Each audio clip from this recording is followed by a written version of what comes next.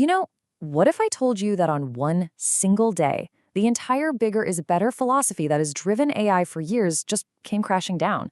This isn't just a story about some new tech. Nope, it's a tale of two AIs and how one absolutely spectacular failure rewrote the rules for literally everyone. So I want you to mark this date down in your mind, February 25th, 2026. This day became a massive turning point in the history of AI. But not because of some amazing new breakthrough, but because a colossal failure proved that an entire era of AI development was, well, officially over. And on that single day, the whole AI landscape was redrawn. I mean, look at this. On one side, you've got OpenAI, the undisputed giant, just reeling from the failure of its nearly $20 billion project. And on the other side, a much smaller company, Perplexity AI, announcing a brand new system that, against all odds, actually worked. It's a classic David versus Goliath story, but for the digital age. So, yeah, that brings us to the main question we're going to dig into here. How on earth did a tiny startup with just 100 people manage to outmaneuver a 13,000-employee titan? And maybe more importantly, what does their win mean for the future of AI, for all of us? To really understand how this happened, we have to start by looking at the fall of the giant. This whole part of the story really revolves around one single powerful idea that had been fueling the AI industry for years. And that idea was called the scaling law. It was super simple. And you know what? For a long time, it was absolutely true. The belief was basically, if you just throw more data, more parameters, and way more computing power at a problem, you would automatically get a smarter, better AI. This was the philosophy that built OpenAI into what it was, and that brings us to the project that would finally break this law. OpenAI's super ambitious, and as we now know, ultimately doomed, attempt to build GPT-5, a project that would end up costing them nearly $20 billion. I mean, just look at this timeline. It shows just how fast things completely unraveled. Back in August 2024, Sam Altman was promising a launch in weeks. Fast forward to January, and the first $8.2 billion training run fails. Just a few months after that, a second, even more expensive run also fails. By February 2026, the project was officially 2 years behind schedule. Just a truly catastrophic collapse. Let that number sink in for just a second. $19.6 billion. That was the final price tag for a project that produced absolutely nothing. When the stakes are that high, the failure is just that much more dramatic. So why? Why did it fail? Why did the scaling law just suddenly break? Well, it turns out there were 3 key reasons. First, they literally ran out of high-quality data on the internet to feed the model. Second, they slammed headfirst into a wall of diminishing returns. Making the model 10 times bigger only made it about 10% better.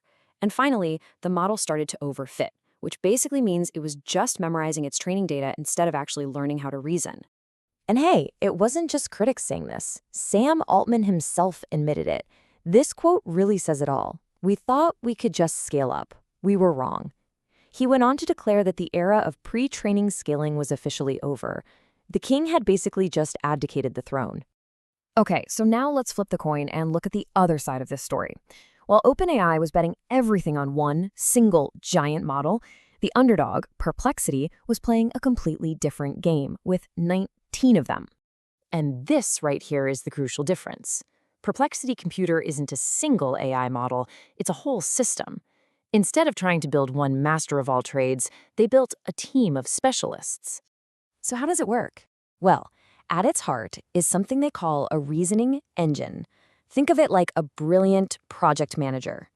First, it takes a complex request and breaks it down into smaller, manageable subtasks.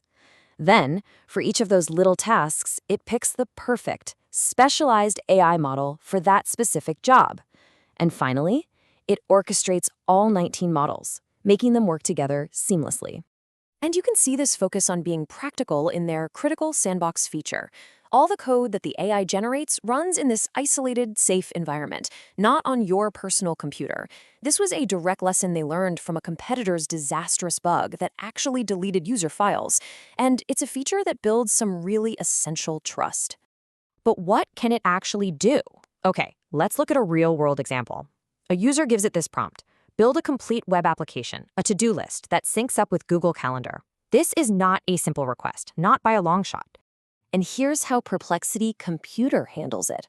First, that reasoning engine plans out the entire architecture. Then, it sends out different specialist models to get to work. One writes the front-end code, another handles the back-end, another sets up the database, one tests for bugs, and finally, another one deploys the whole application to the web. So the total time to go from that one-sentence prompt to a fully functional deployed web application? 55 minutes. And get this, without a human writing a single line of code. That is an absolute game changer. So, you see, this whole event didn't just create a winner and a loser. It established a brand new set of rules for how you succeed in artificial intelligence. And this comparison table really lays it out perfectly. On the left, you have Perplexity's multi-model system. It's built for complex development tasks, it's got that sandbox, but it comes at a premium price. On the right, you've got something like Google's Gemini, a powerful, single model, better for things like conversation and research and at a much lower price point. They are two totally different strategies for different use cases. And this brings us to the new rules of the game. We've learned that bigger is not always better. For complex jobs, a team of specialist models will beat a single generalist every time. The secret sauce is orchestration, making them all work in concert. And security, like that sandbox, isn't some optional add-on, it's essential. The bottom line is, a clever strategy can now beat raw power. So, with these new rules in place, where do we go from here? What does all this mean for us? Well, there are a few ways this could all play out. The optimistic view says that AI could be writing most of our code by 2030.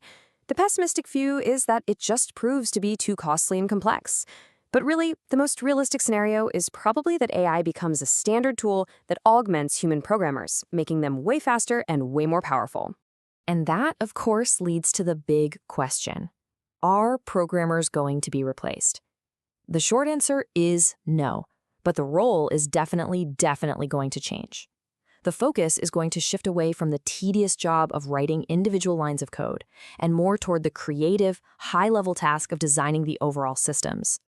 And that leaves us with this final, kind of provocative thought. The question that hangs over all of this incredible technology. As AI increasingly becomes the worker, capable of handling these complex tasks from start to finish, what will become of our work? Thanks for watching.